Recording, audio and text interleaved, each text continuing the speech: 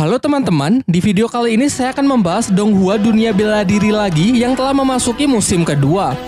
Jadi bagi kalian yang baru gabung, saya sarankan untuk menyaksikan musim pertama terlebih dahulu agar paham latar belakang, karakter, serta tujuan dari si tokoh utama.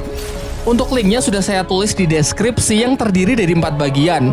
Baiklah, tanpa berlama-lama lagi kita langsung saja bahas alur cerita Dunia Bela Diri season kedua.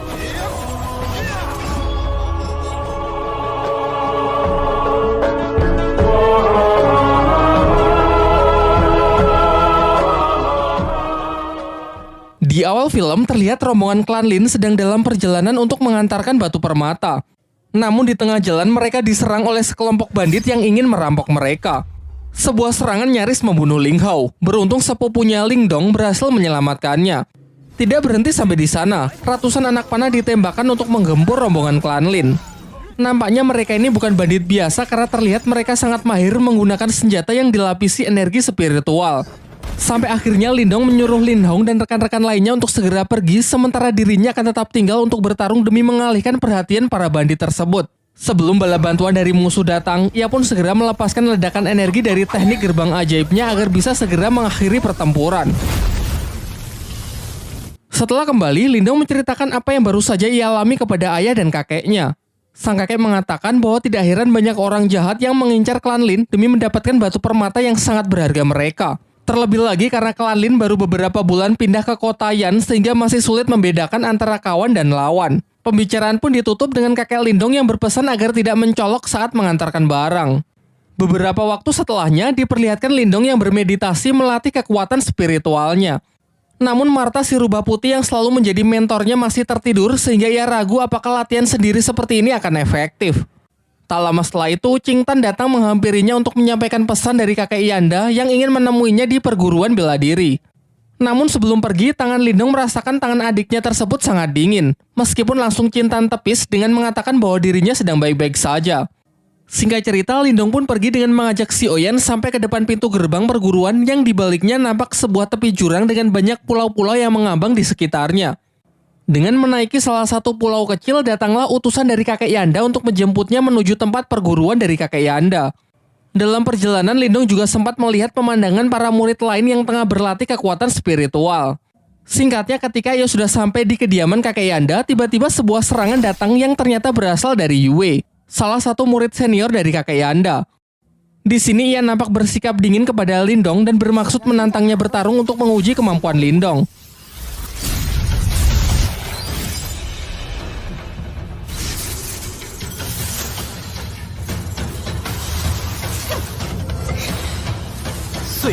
Namun ketika pertarungan mereka sudah mulai serius, kakek Yanda datang untuk segera menghentikan mereka.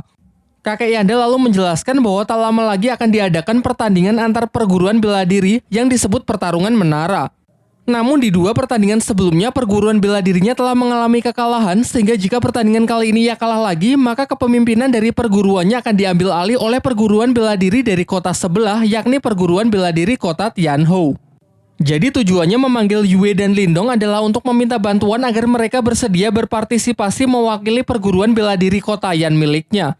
Menurutnya dengan kekuatan spiritual Lindong yang telah mencapai tingkat lumayan tinggi, ia yakin kalau Lindong bisa memberikannya harapan. Lindong pun bersedia membantu mengingat jasa kakek Yanda yang beberapa waktu yang lalu telah menyelamatkan nyawa adiknya. Setelah pembicaraan mereka, kakek Yanda meminta Yue agar menemani Lindong berkeliling. Di sisi lain di kota Tianhou diperlihatkan seorang kakek bernama Han Yu memiliki beberapa murid dengan kekuatan spiritual tingkat tinggi.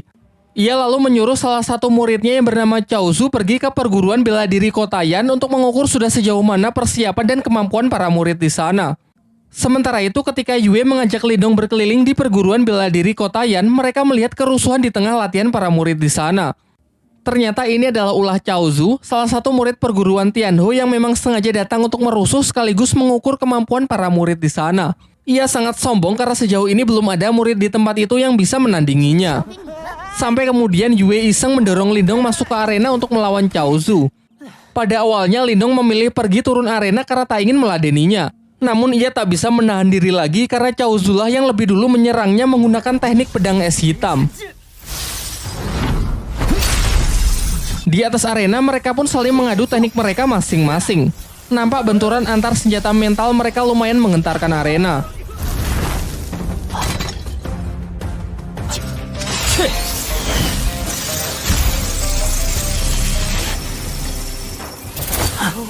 Cao Zu ternyata tak hanya membual. Dengan teknik pedang es hitamnya, ia cukup sukses menekan jarum dewa milik Lindong.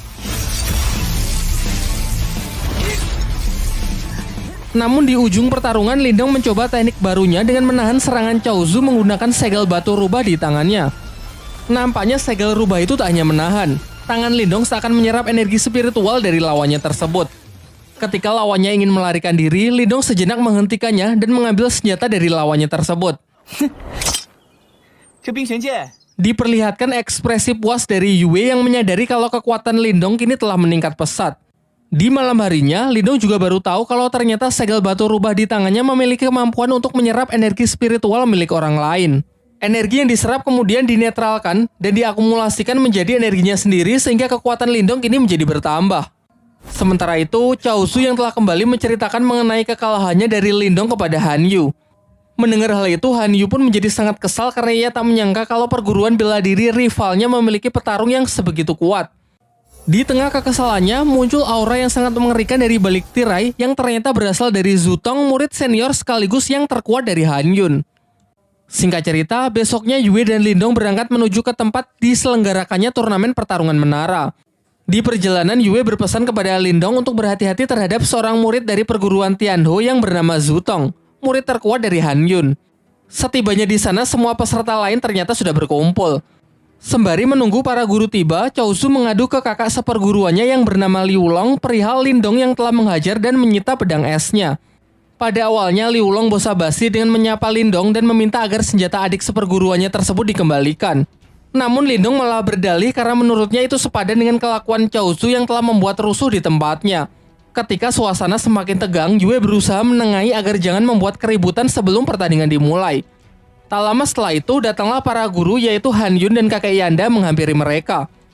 Kakek Yanda lalu menjelaskan bahwa aturan dari pertarungan menara cukup sederhana, yaitu siapa yang bisa naik ke tingkat tertinggi dan mampu bertahan dalam waktu yang lama maka ialah yang akan menjadi pemenangnya. Namun sebelum menyelesaikan kalimatnya, Han Yun menyela dan menyuruhnya agar segera membuka gerbang menara agar pertandingan bisa segera dimulai. Kakek Yanda lalu segera merapalkan mantranya dan secara ajaib muncullah sebuah menara 8 tingkat tepat di depan mereka. Dapat dirasakan gelombang energi spiritual yang sangat dahsyat menyertai kemunculan dari menara tersebut.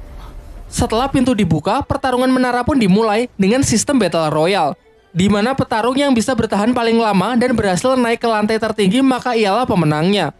Ketika semua peserta telah bergegas masuk ke dalam menara, di luar Han Yun dan kakek Yanda memantau keadaan di dalam menara menggunakan semacam proyeksi spiritual.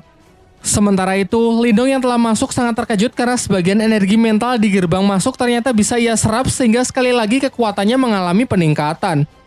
Tak ingin berlama-lama di lantai dasar, Lindong pun segera naik ke lantai yang lebih tinggi dengan melewati rintangan-rintangan kecil. Di sisi lain, ternyata Zutong memimpin dengan dirinya yang telah mencapai lantai ke-6 dengan sangat cepat, disusul oleh Yue sebagai runner-up yang berusaha mengejar ketertinggalannya. Satu tingkat di bawahnya ada Cao Zu dan Liu Long yang terjebak di lantai 5 dan tak bisa naik lebih tinggi lagi karena tekanan energi mental yang semakin kuat. Namun alih-alih menghabiskan energinya untuk berusaha naik ke lantai 6, Liu Long mempunyai ide untuk tetap tinggal di lantai 5 dengan tujuan menghalangi peserta lain yang ingin naik ke lantai selanjutnya. Dan benar saja, Lindong yang baru saja sampai di lantai 5 langsung mereka halangi. Cao Zu yang merasa dendam karena Lindong telah mempermalukannya sekarang mencoba untuk membalasnya. Bersama dengan Liu Long, mereka pun mengeroyok Lindong yang cuma sendirian. Akan tetapi Lindong nampak tak takut sedikit pun dan justru memanas-manasi mereka dengan memperlihatkan senjata Cao Zu yang kemarin ia sita. Kini ia kendalikan sebagai senjata untuk melawan mereka. Diperlihatkan dari kedua sisi, Cao Zu dan Liu Long mengepung Lindong dengan masing-masing teknik mental mereka. Pertarungan pun pecah. Meskipun nampak tak adil dengan pertarungan 2 lawan 1, nyatanya Lindong mampu mengimbangi mereka.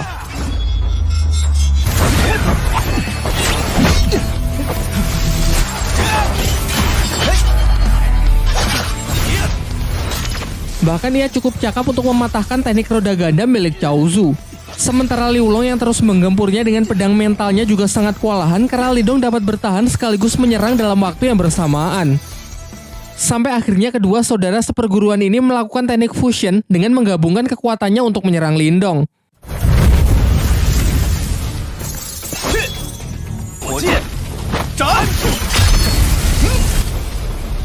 Nampak Lindong yang mulai keringat dingin karena sudah meremehkan mereka.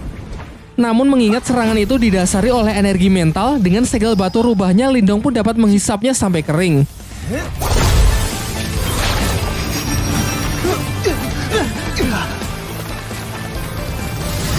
Dan ketika mereka sudah kalah, Lindong tidak lantas membunuh mereka, melainkan malah menguras dompet mereka kemudian langsung bergegas naik ke lantai 6 demi mengejar ketertinggalannya.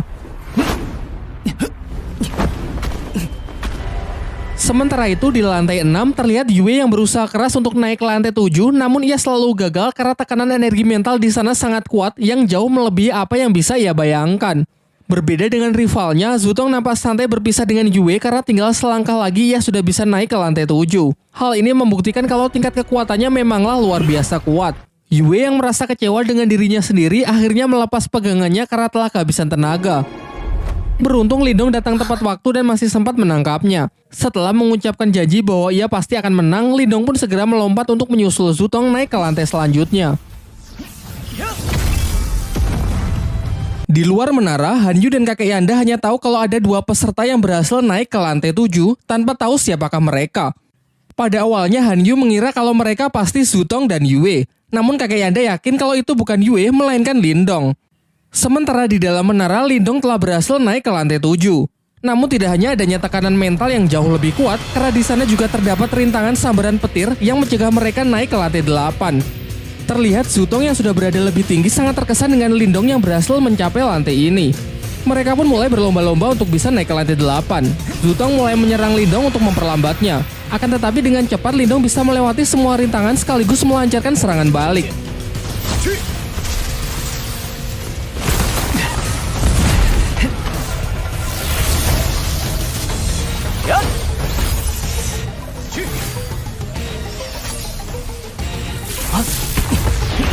Sampai akhirnya mereka berhasil mencapai tempat tertinggi di lantai 7 dan tepat di atas mereka sudah terlihat pintu masuk menuju lantai 8. Akan tetapi tiba-tiba sebuah bola api raksasa jatuh yang siap melumat mereka.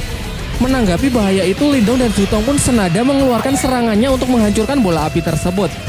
Bahkan saking kuatnya, gelombang energinya masih bisa dirasakan di beberapa lantai di bawahnya.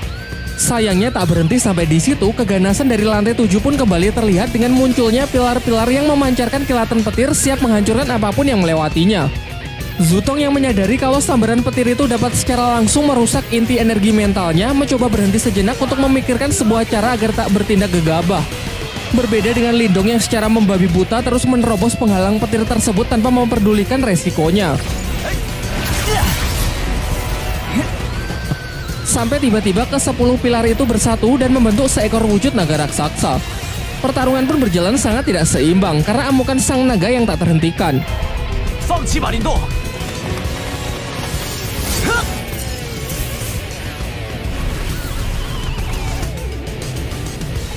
Di saat naga itu melilit Lindong, Lindong baru menyadari bahwa ular ini hanyalah bongkahan energi mental, di mana ini artinya ada kemungkinan kalau ia bisa menyerapnya.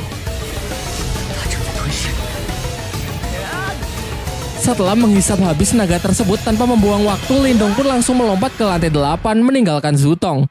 Di luar menara terlihat ada seorang peserta yang telah berhasil naik ke lantai tertinggi. Namun mereka semua beranggapan kalau Zutonglah yang berhasil mencapainya. Sementara itu di dalam lantai 8 terlihat ekspresi puas Lindong karena telah mencapai lantai tertinggi dan bisa memenangkan pertandingan kali ini. Di sana ia menemukan ada semacam prasasti kuno mengenai penyempurnaan teknik energi mental, sayangnya gagal ia pelajari karena tenaga Lindong yang telah terkuras habis.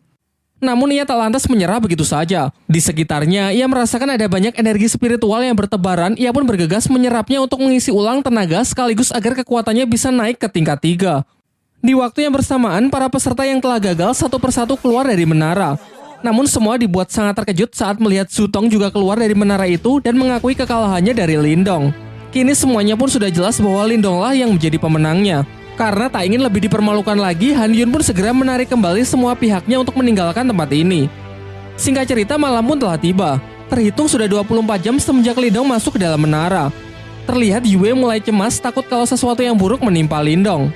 Sementara itu, di dalam menara lantai teratas, Lindong benar-benar berusaha keras hingga akhirnya ia berhasil mencapai kekuatan mental tingkat ketiganya. Bahkan sampai-sampai luapan energinya bocor keluar menara yang mengejutkan Yue dan kakek Yanda. Lanjut ke bagian 6.